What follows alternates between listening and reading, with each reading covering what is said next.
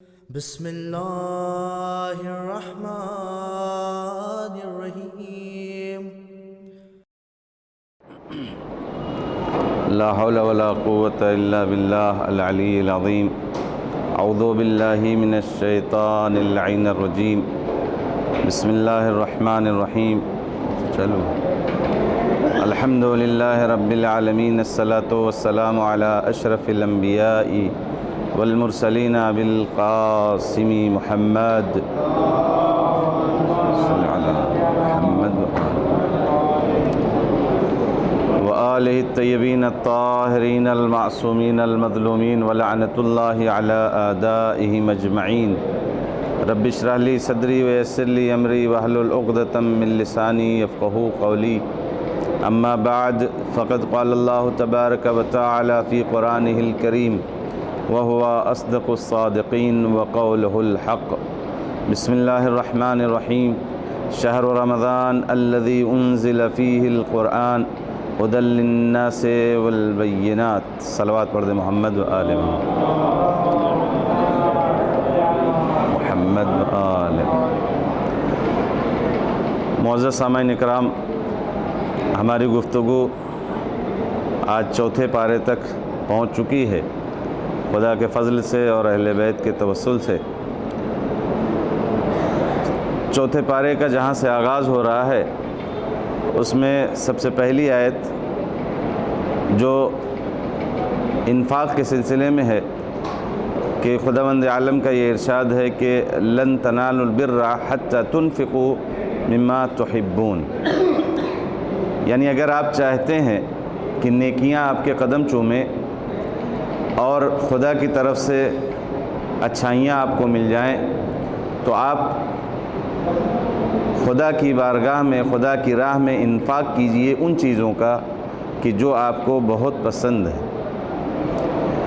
خداوند عالم کا اس میں لہجہ جو ہے وہ بہت سخت ہے، جس کے مطلب جس کا یہ ہوتا ہے کہ کبھی بھی آپ تک اللہ کی نیکیاں نہیں پہنچ سکتی، اچھائیاں نہیں پہنچ سکتی حتی تنفقوا، جب تک کہ آپ ان چیزوں کا انفاق نہ کر دیں راہ خدا میں کہ جو آپ کو بہت زیادہ عزیز اور پسندیدہ ہے۔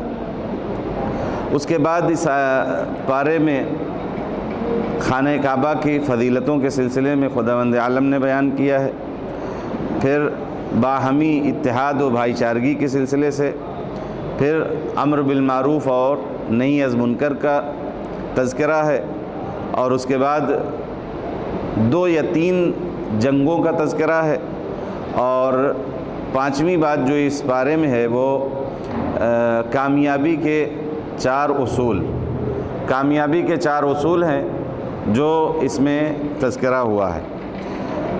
سب سے پہلے خانہ کعبہ کے یعنی فضیلت کے سلسلے میں خداوند عالم نے یہ بیان کیا ہے کہ کعبہ یہ سب سے پہلی عبادت گاہ ہے، اور یہ مکے میں ہے، اور عالمین کے لیے بابرکت ہے اور رہنما بھی ہے۔ اس میں واضح نشانیاں مقام ابراہیم ہے، اور جو اس میں داخل ہو جاتا ہے وہ امن پا جاتا ہے۔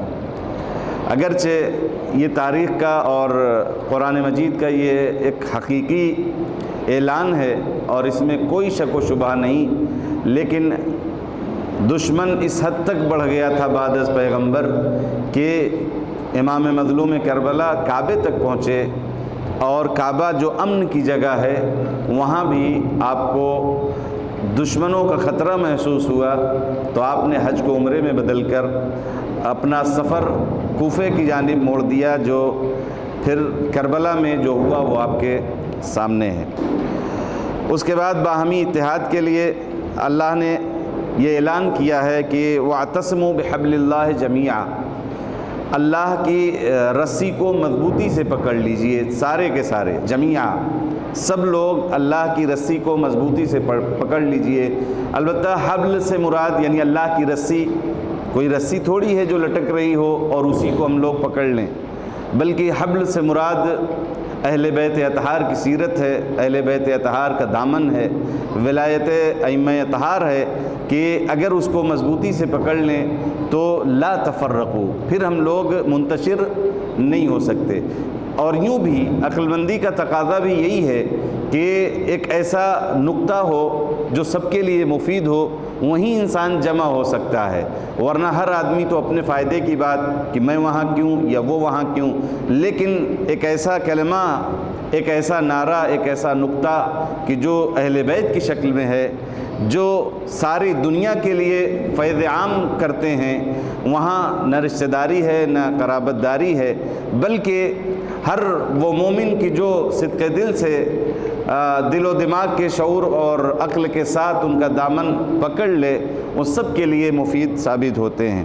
لہٰذا اللہ کی رسی کو مضبوطی سے پکڑ لیں، ولا تفرقوا اذکروا نعمت اللہ علیکم، اور اللہ نے ہمارے اوپر بہت ساری نعمتیں بھی قائم کی ہیں۔ پھر مسلمان کو امت خیر کہا ہے کہ کنتم خیر امت اخرجت للناس تأمرون بالمعروف وتنہون عن المنکر۔ یہ لوگوں کی اصلاح کرتے ہیں، امر بالمعروف کرتے ہیں۔ بڑی آسانی سے ہم لوگ کہہ دیتے ہیں کہ یہ تو فلاں کام ہے، وہ فلاں کا لڑکا ہے، اگر غلطی کر رہا ہے تو ہم سے کیا مطلب ہے۔ قرآن کہتا ہے کنتم خیر امت، کیوں کہ تأمرون بالمعروف، کہ آپ اس لیے بہتر امت ہیں کیونکہ اچھائیوں کا حکم دیتے ہیں اور برائیوں سے روکتے ہیں۔ اور یہی چیز تو ہمارے فروع دین میں بھی ہے کہ جہاں نماز، روزہ، حج، زکوٰۃ، خمس، جہاد، امر بالمعروف، تو وہاں یہ نہیں بتایا گیا ہے کہ آپ سے نہیں مطلب ہے۔ فروع دین، اصول دین، یہ ہمارے واجبات میں سے ہیں۔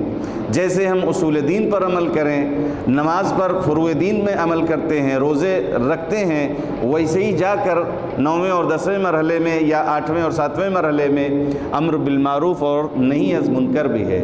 اور یہی تو امام مظلوم نے بھی بتایا تھا کہ یہ وہ معاشرہ ہے جو مردہ ہو گیا ہے، جہاں نیکیوں کی ترغیب نہیں ہو رہی ہے، برائیوں سے روکا نہیں جا رہا ہے۔ ایسے معاشرے کو امام مظلوم کربلا نے کہا تھا یہ معاشرہ مردہ ہو گیا ہے، یہاں سنت نبوی پامال ہو رہی ہے، کوئی بولتا نہیں ہے۔ اور آگے اور بڑھ جائیں تو وہاں جمعے کی نماز بدھ کو ہو گئی، 2 پڑھا کر کہنے والا کہتا ہے کہ کہو تو اور پڑھا دیں۔ مطلب یہ ہے ایسے معاشرے میں بولنا چاہیے۔ صرف حسین ابن علی کا کام نہیں تھا، انہوں نے البتہ آئیڈیل اور نمونہ پیش کر دیا ہے کہ کسی بھی معاشرے میں جب بنیادی اساس، بنیادی چیزوں کی پامالی ہونے لگ جائے تو سب کو بولنے کا اختیار ہے، یہ فروع دین میں سے ہے۔ پھر وہ غزوات کا یعنی جنگوں کا تذکرہ ہے، جنگ احد ہے، جنگ بدر ہے، پھر جنگ سے فرار کرنے والوں کی مذمت بھی کی گئی ہے، اس لیے کہ پیغمبر کا ساتھ چھوڑنا اور جنگ کے اندر ثابت قدمی نہ دکھانا، لغزش آ جانا، یہ قرآن کی روح سے اہل بیت کے محب کا کردار نہیں ہے۔ لہٰذا قرآن نے بتایا ہے کہ مسلمانوں میں افواہ پھیلانے والے شیطان جیسے ہیں۔ شیطان افواہ پھیلاتا ہے، جیسا کہ جنگ احد میں یہی ہوا تھا کہ معاذ اللہ شیطان نے یہ افواہ پھیلائی کہ معاذ اللہ پیغمبر اس دنیا سے رخصت ہو گئے۔ تو یہ افواہ پھیلانے کا کام شیطان کا ہے قرآن کی روح سے۔ پھر کل بھی یہ بات آئی تھی 3 پارے میں بھی، اور پھر 4 پارے میں بھی خداوند عالم نے اس کو تکرار کیا ہے کہ سود نہ کھاؤ تاکہ کامیاب ہو جاؤ۔ یا ایھا الذین آمنوا لا تأکلوا الربا اضعافا مضاعفا واتقوا اللہ لعلکم تفلحون، یعنی اگر کامیابی چاہیے تو سود کو ترک کرنا پڑے گا۔ پھر اللہ کے ساتھ رسول کی بھی اطاعت، جیسا کہ وہ مشہور حدیث آیت ہے اطیعوا اللہ و اطیعوا الرسول و اولی الامر منکم، یا اطیعوا اللہ و اطیعوا الرسول لعلکم ترحمون، مختلف مضامین کی یہ آیتیں ہیں۔ پھر متقین کے اوصاف بیان کیے۔ متقی کون ہے؟ متقی وہ لوگ ہیں کہ جو الذین ينفقون فی السراء والضراء، آسانیوں میں جب ہاتھ کھلے ہوں، جب نعمتوں اور آسائشوں کا بازار ہو، وہاں راہ خدا میں کچھ دینا یہ آسان ہے۔ مومن اسے نہیں کہتے ہیں کہ جو ہو تب دے۔ مومن کی ڈیفینیشن قرآن کی رو سے یہ ہے کہ ينفقون فی السراء والضراء، یعنی پریشانیوں میں بھی وہ خیرات کرتے ہیں۔ اپنے پاس کچھ نہیں تھا، اہل بیت کے در پر آ گئے، روزہ رکھ کر پھر جب سائل نے سوال کیا اپنے حصے کی روٹیاں دے دینا، یہ اہل بیت کا وطیرہ ہے۔ لیکن آج سماج اگر اپنے سے کچھ اضافی بچ جائے تو اسے خیرات کرے، اسے راہ خدا میں دے، اسے لوگوں تک پہنچائے، محتاجوں کو دے۔ لیکن اہل بیت نے اس سے بڑھ کر کردار پیش کیا ہے کہ ہوتے ہوئے دینا کمال نہیں ہے، اپنے حصے کی روٹیاں دے دینا، اپنے حصے اپنی ضروریات کی چیزیں مہیا کر دینا، یہ اہل بیت کی سیرت اور وطیرہ ہے۔ لہٰذا یہ متقین چاہے آسودگی ہو یا تنگی ہو، ہر حالت میں یہ لوگ راہ خدا میں خرچ کرتے ہیں۔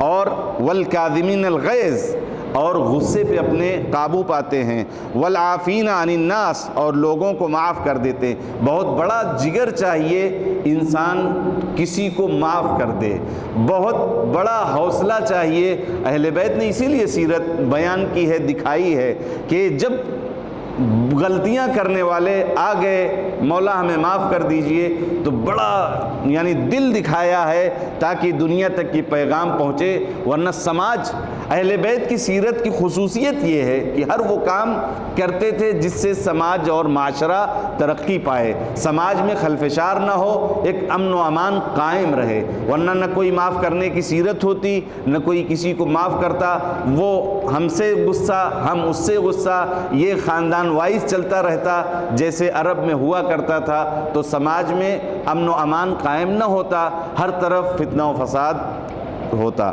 پھر رسول کی صفات بیان کی ہیں کہ آپ فبما رحمت من اللہ لنت لہم ولو کنت فظا غلیظ القلب انفضوا۔ اے پیغمبر، آپ کو یہ خدا کا رحم ہے، خدا کا کرم ہے کہ آپ کو نرم دل، نرم خو بنایا، ورنہ اگر آپ کہیں خدا نہ خواستہ آپ سخت مزاج ہوتے تو یہ لوگ آپ کو چھوڑ دیتے۔ یعنی یہ پیغمبر کی صفت ہے۔ مطلب یہ ہے کہ جو پیغام دینے آ رہا ہے، جو لوگوں تک اللہ کے بات پہنچانے آ رہا ہے، اللہ نے یہ انتظام پہلے سے کیا کہ اسے نرم دل بنایا۔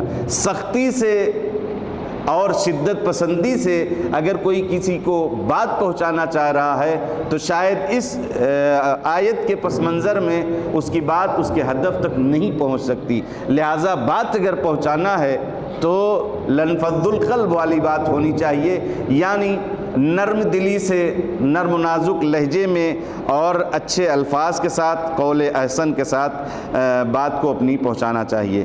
بعثت نبی کے مقاصد کو خداوند عالم نے پھر اس میں بیان کیا ہے۔ لقد من اللہ علی المؤمنین اذ بعث فیہم رسولا من انفسہم یتلو علیہم آیاتہ ویزکیہم ویعلمہم الکتاب والحکمہ۔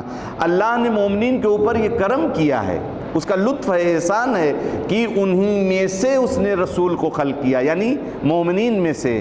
جیسے ہم ہیں ویسے ہی رسول بھی بنائے، ورنہ خدا ملک کو بھی بھیج سکتا تھا، لیکن تب ہم وہی کہتے کہ یہ تو ملک ہے، یہ تو فرشتہ ہے، ہم اس کی بات کیسے سمجھے، اس کا رہن سہن الگ ہے، اس کا اٹھنا بیٹھنا الگ ہے، اس کا کھانا پینا الگ ہے، یہ تو ہمیشہ دوسرے رسم و ریت سے رہتا ہے، ہمارے لیے کیسے یہ رہنما بن سکتا ہے۔ خدا نے احسان کیا کہ نبی کو ہم ہی میں سے خلق کیا ہے، تو ہم نے کیا کیا، نبی کو یہ کہنا شروع کر دیا کہ نبی ہم جیسا ہے، جبکہ خدا کا یہ کرم تھا، لطف تھا کہ ہماری شکل و شمائل کے ساتھ نبی بھیجا تاکہ جس طرح سے وہ زندگی گزار رہا ہے ہمارے لیے وہ قابل عمل ہو۔ ورنہ ملک کی کون تقلید کر سکتا تھا، ملک کی جیسا کون چل سکتا تھا۔ خدا کے پاس یہ طاقت تھی کہ وہ فرشتوں میں سے، ملک میں سے یا جنہ میں سے نبی بھیج سکتا تھا، لیکن اس نے نہیں بھیجا۔ کرم کیا ہمارے اوپر کہ ہماری طرح رہنے والا ہمارے لیے آئیڈیل بن گیا، ہماری طرح ہمارے لیے اس نے نمونے پیش کیے، نمازیں کیسی پڑھیں ویسے پڑھنا ہے، روزے کیسے رکھے ویسے رکھنا ہے، حج و زکوٰۃ کیسے ادا کیا ویسے کرنا ہے، امر بالمعروف کیسے کیا ویسے کرنا ہے، اور نہیں از منکر کیسے کیا، اخلاق کیسا پیش کیا، یہ سارا یعنی اللہ کا احسان تھا کہ نبی کو ہم میں سے خلق کیا، جیسے ہم انسان ویسے ہی وہ، لیکن اس کا رتبہ الگ تھا۔ ہم نے اس بڑپن کو اپنی کمظرفی کا مظاہرہ کر کے یہ کہہ دیا کہ نبی تو ہم جیسا ہے۔ یہ اگلی آیت ہے، شہداء کو مردہ نہ سمجھو، یہ زندہ ہیں۔ کل کے اور پہلے کی گفتگو میں بھی یہ بات آ چکی تھی کہ شہید زندہ ہوتا ہے، اور یہاں آگے کی منزل ہے کہ وہ رزق بھی خدا کے ہاں سے پاتا ہے، رزق بھی حاصل کرتا ہے۔ اب یہاں آپ بھی پوچھ سکتے ہیں، رزق ہم نے تو نہیں دیکھا کھاتے ہوئے، ہم نے تو نہیں دیکھا اسے پانی پیتے ہوئے، جو شہید ہو گیا وہ شہید ہے، وہ تو دکھائی بھی نہیں دیتا، رزق کیسے حاصل کر سکتا ہے؟ اور یہاں وہ آیت میں جو لفظیں ہیں یہ کنٹینیو، یعنی حاصل کرتا ہے، ایسا نہیں کہ کیا ایک مرتبہ اور بات ختم ہو گئی، وہ کرتا ہے، یعنی آج بھی وہ جاری ہے یہ فعل۔ تو پھر کہاں ہم نے نہیں دیکھا؟ کہا رزق کی دو قسمیں ہوتی ہیں، ایک رزق مادی ہے جس کو ہم بریانی اور کھچڑے کی شکل میں دیکھ رہے ہیں، اور ایک رزق معنوی ہے کہ جس کو ہم دیکھتے نہیں ہیں، اور اسی رزق کی تو ہم زیارت عاشورہ میں بھی دعا کرتے ہیں، اللہم ارزقنی شفاعت الحسین۔ جی یہ وہی معنوی رزق ہے، وہ خداوند عالم شہداء کو وہی رزق پہنچا رہا ہے جو معنوی ہے، اور خداوند عالم کی طرف سے یہ ایک نعمت ہے، معنوی نعمتیں، مادی تو ہی ہیں، بہت لوگوں کو مادی نعمتیں نہیں دی ہیں، یعنی جس کو ہم دنیا میں سمجھتے ہیں مال دولت گاڑی گھوڑا بنگلہ یہ وہ، ان سب کو ہم نعمت سمجھتے ہیں، رزق سمجھ رہے ہیں، لیکن خداوند عالم نے معنوی رزق سب کو نوازا ہے، آنکھیں سب کو دی ہیں، ہاتھ سب کو دیا ہے، بولنے کا سلیقہ زبان سب کو دے دی ہے، شعور سب، اور اسی میں تو کچھ لوگوں کو آواز بھی اچھی دے دی ہے، لیکن رزق اور نعمتوں کا صحیح استعمال اگر صحیح مورد میں نہ ہو تو پھر وہ نعمت کفران نعمت ہو جاتی ہے، وہ نعمت نقمت میں بدل جاتی ہے۔ یعنی اگر آواز اچھی ہے تو قصیدہ پڑھیں اہل بیت کا، اگر آواز اچھی ہے تو مدح سرائی خدا کی کریں، اگر آواز اچھی ہے تو تلاوت قرآن میں مسابقہ کر لیں، اگر آواز اچھی ہے اور بولنے کا سلیقہ اور لب و لہجہ اچھا ہے تو اللہ کا پیغام پہنچا دیں۔ یہ کس نے کہا ہے آواز اچھی ہے تو میوزک کے ساتھ پڑھ دو؟ قوال بنانے کے لیے کس نے کہا ہے؟ یہ یقیناً کہیں نہ کہیں اس رزق کے لیے کفران نعمت ہے۔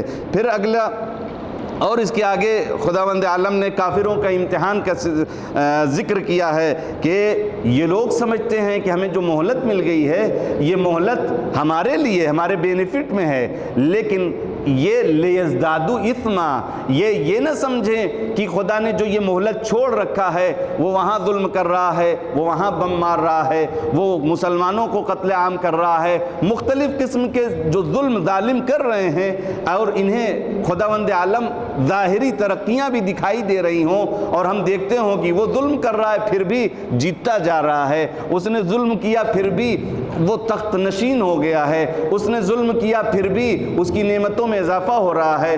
خداوند عالم کہتا ہے یہ نہ سوچے کہ ان کے یہ بینیفٹ میں ہے، بلکہ لیزدادو اسمن، اور اسی آیت کی طرف اشارہ کیا تھا جناب زینب اولیاء مقام نے یزید کے دربار میں، یزید تو یہ سوچتا ہے جو یہ مہلت تجھے مل گئی ہے، تو یہ سوچ رہا ہے کہ یہ تیرے بینیفٹ میں ہے، یہ اس لیے مل گئی ہے لیزدادو اسمن، تاکہ تیرے گناہ اور زیادہ ہو جائیں، پھر آخر میں تیرا حساب خداوند عالم وہ شدید اور دردناک کرے گا کہ جو تو سوچ نہیں سکتا۔ یہ اسی طرف اشارہ ہے، لہٰذا یہاں سے یہ پیغام ہم لے سکتے ہیں کہ اگر ہم دیکھیں ظاہراً جو ظالم ہے بڑھتا جا رہا ہے، ظاہراً جو ظلم کر رہا ہے ترقی کرتا جا رہا ہے، تو یہ سوچئے جو ان کی مہلت ہے وہ ان کے گناہوں میں اور اضافے کے لیے مہلت ہے، ان کے بینیفٹ میں نہیں ہے بلکہ ان کے نقصان کے لیے ہے۔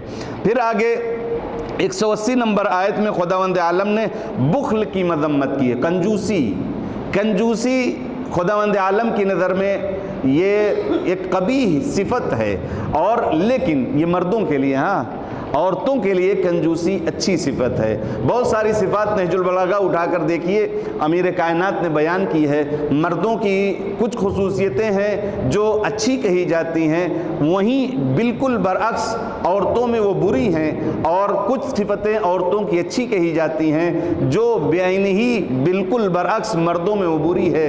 ایک تو یہی ہے بخل۔ بخل عورتوں کے لیے اچھی صفت ہے لیکن مردوں کے لیے قبیح ترین اور مذموم ترین صفت ہے۔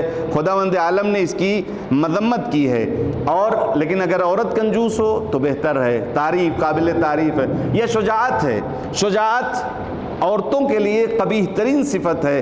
عورت یعنی نڈر نہیں ہونی چاہیے، مرد نڈر ہونا چاہیے۔ البتہ معاملہ الٹا ہو گیا ہے، مرد ڈرپوک ہو گئے اور عورتیں نڈر ہو گئیں، مرد بخیل ہو گئے، عورتیں یعنی شاہ خرچ ہو گئیں۔ یہ قرآن کی نظر سے اہل بیت کی سیرت کے مطابق یہ صحیح نہیں ہے۔ وَلَا يَحْسَبَنَّ الَّذِينَ يَبْخَلُونَ بِمَا آتَاهُمُ اللَّهُ مِنْ فَضْلِهِ وَهُوَ خَيْرٌ لَهُمْ بَلْ هُوَ شَرٌّ لَهُمْ۔ یا اور اگلا فقرہ جو ہے وہ بہت سخت ہے، سَيُطَوَّقُونَ مَا بَخِلُوا بِهِ۔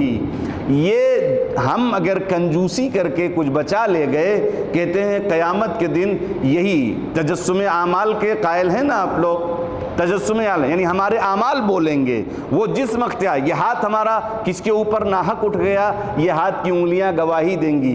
پیر ہمارے کہاں چلے گئے جہاں خدا نے منع کیا تھا تو یہ پیر بولے گا۔ زبان ہماری وہاں گواہی دے گی کہ جہاں نہیں بولنا چاہیے تھا، غلط بول دیے تو یہ زبان گواہی دے گی۔ یہ یعنی اس دن یہ سارے بولیں گے۔ تجسم اعمال یعنی وہ اعمال جسم اختیار کر کے آئیں گے۔ تو اگر ہم نے بخل کیا، کنجوسی کیا، البتہ علماء یہاں کہتے ہیں یہاں سے اس آیت سے مراد ان چیزوں میں بخالت ہے، ان چیزوں میں کنجوسی کی جو واجب ہیں، مثلا زکوٰۃ اگر واجب ہے نہیں ادا کیا گیا ہے تو یہی زکوٰۃ یتقونہ یعنی گلے کا ہار، گردن بند بنے گا۔ یہ آ کے خداوند عالم یہ خود اعلان کر رہا ہے، سیتقون ما بخلوا، جس چیز کو ہم کنجوسی میں بچا کے رکھے وہی جسم اختیار کر کے ہماری گردن میں یعنی گلا کرے گا اور خداوند عالم کی طرف سے توق بن جائے گا۔ یہ لہٰذا یہ بخالت اور بخل یہ اچھی چیز نہیں ہے۔ پھر دنیا، موت، قیامت اور کامیابی، ہر جاندار کو موت کا مزہ چکھنا ہے، یہ کل نفس ذائقۃ الموت، وہ بھی اسی میں ہے۔ کامیاب وہ ہے جسے جہنم سے بچا کر جنت میں داخل کر دیا جائے گا۔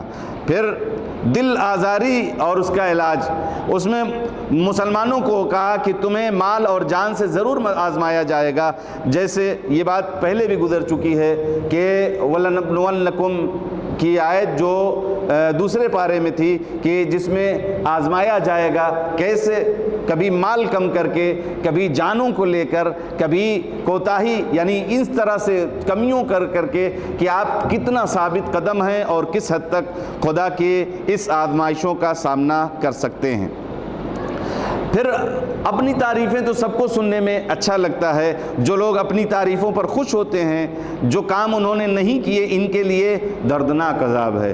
معمولاً کچھ لوگ ہوتے ہیں جو چاپلوسی میں کسی کو خوش کرنے کے لیے آپ نے یہ کر دیا، آپ نے یہ کر دیا، تو وہیں اچھا انسان، صدق دل، صحیح انسان وہ کہہ دیتا بھائی میں نے نہیں کیا۔ وہاں سینہ چوڑا نہیں کرنا چاہیے بلکہ اسے جھٹلا دینا چاہیے کہ ہم نے نہیں کیا ہے۔ یہ سارے وہ باتیں ہیں کہ جو خداوند عالم نے اس آیت میں بیان کی ہیں۔ پھر کامیابی کے 4 اصول بیان کیے ہیں مومنین کے لیے۔ نمبر 1 صبر ہے۔ صبر ہے، یا ایھا الذین آمنوا اصبروا، صبر کرو۔ صبر کامیابی کے اصول میں سے ایک اصل ہے، ایک قانون ہے۔ دوسرا وصابروا، اور صابروا یعنی ایک دوسرے کو صبر کی تلقین کرو، یہ دوسرا راز ہے، دوسرا اصول ہے۔ تیسرا ورابطوا یعنی دشمن کے خلاف آمادہ ہو اور آپسی رابطہ میل جول بہتر قائم کرو، بہتر رابطہ رکھو۔ یہ تیسرا واتقوا اللہ، اور چوتھا تقوی اختیار کرو۔ تقوی کی ڈیفینیشن میں علماء کہتے ہیں جس طرح سے ریشمی کپڑا پہن کر خاردار درختوں کے درمیان، جھاڑیوں کے درمیان انسان جاتا ہے تو بالکل اپنے لباس کو سمیٹ کر جاتا ہے کہ کہیں کوئی کانٹا ہمارے یعنی ریشمی لباس کو تار تار نہ کر دے، اس کے سوت باہر نکل نہ جائیں، اس لیے سمیٹ کر چلتا ہے۔ کہتے ہیں تقوی کا مطلب یہی ہے، دنیا میں بہت کچھ ہے حرام حلال، دنیا میں جائز ناجائز بہت کچھ ہے، اس دنیا میں ایسے جیو یعنی متقی بن کر، یعنی اپنے آپ کو ایسے بچا کے چلو کہ نہ حرام میں ملنے پائے اور بالکل نہ ناجائز کاموں کو ہم سے سرزد ہو پائے۔ اس لیے یہ چار اصول ہیں، صبر، اور صبر کی ایک دوسرے کو تلقین، دشمنوں کے خلاف آمادگی، اپنے آپ میں رابطہ رکھنا، اور چوتھا ہے کہ تقوی اختیار کرنا۔ یہ تو سورہ آل عمران کی بات تھی جو آیت نمبر 92 سے اور 200 تک تھی۔ اب دوسرا پارٹ جو اس پارے کا ہے وہ سورہ نساء کا، کہ جس میں پہلی آیت سے لے کر 23 آیت تک ہے، بقیہ 5ویں حصے میں ہے۔ سب سے پہلے اس میں خداوند عالم نے انسانیت کے یعنی خلقت کی بات کی ہے کہ کیسے انسان کو خلق کیا گیا ہے۔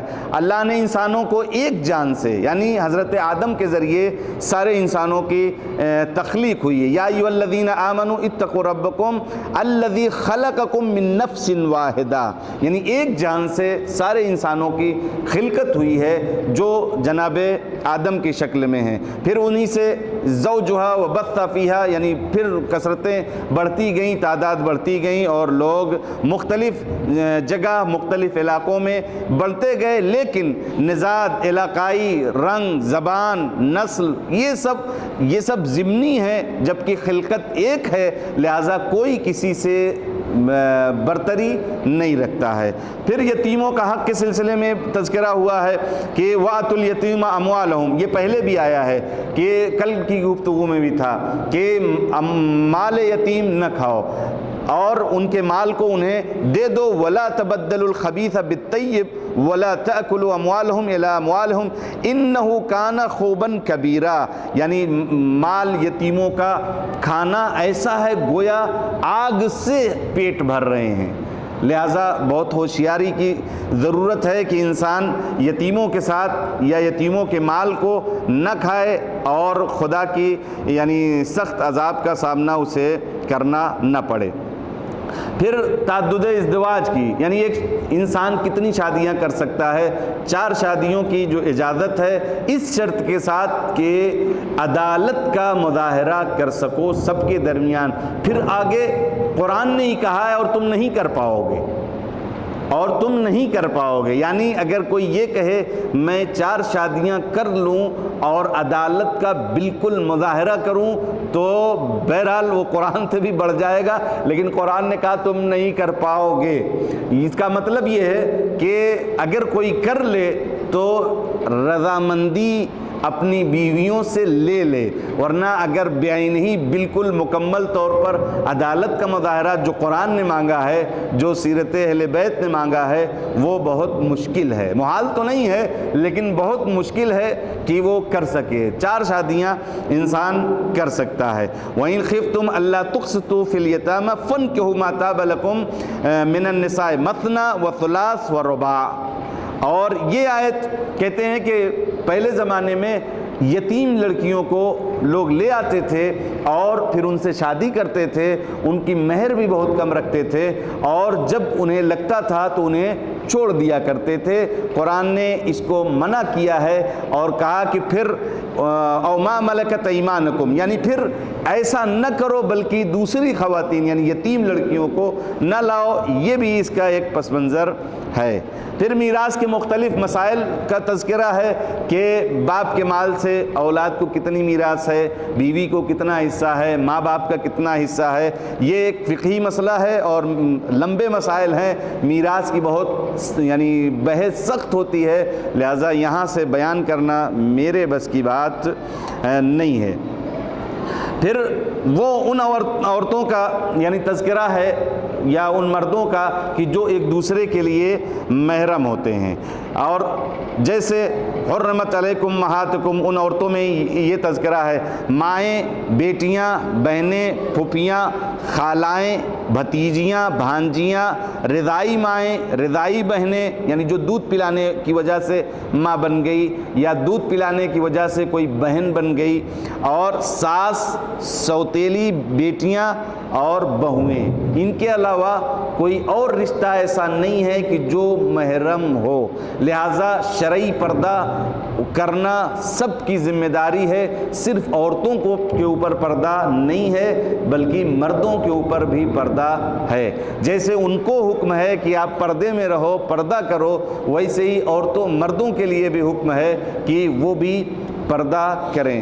ہم لوگ کے ہاں پتہ نہیں، یہاں تو نہیں معلوم، لیکن اور دیگر شہروں میں جانا ہوا ہے تو سسر کو نامحرم سمجھتے ہیں لوگ اور دیور کو محرم۔ اس سے ہر بات ہو سکتی ہے، سسر کے سامنے کھڑے ہونا یہ گوارا نہیں ہے خواتین کے لیے، جبکہ بالکل برعکس ہے، بالکل برعکس ہے۔ سسر محرم ہے جیسے باپ، اور دیور نامحرم ہے جیسے دیگر گاؤں کے لوگ۔ لہٰذا ان باتوں کا خیال رکھیں اور خدا سے دعا کریں کہ خداوند عالم۔ ایک بات کا اور تذکرہ ہے جو شاید اس ماہ مبارک میں کام آئے، توبہ۔ توبہ کی قبولیت کی دو شرطیں ہیں۔ نمبر ایک کہ نادانی میں گناہ کیا گیا ہو، نمبر دو اگر گناہ ہو گیا خدا نخواستہ تو توبہ کرنے میں جلدی کی جائے۔ آئیے اس ماہ مبارک میں ان واسطہ دے کر اللہ کی اس پاکیزہ کتاب اور دوسرے اہل بیت اطہار علیہ السلام کا دعا کرتے ہیں کہ خدایا ہمیں اہل بیت اور قرآن کے ساتھ متمسک ہونے کی توفیق عطا فرما، بحق محمد و آلہ الطاہرین۔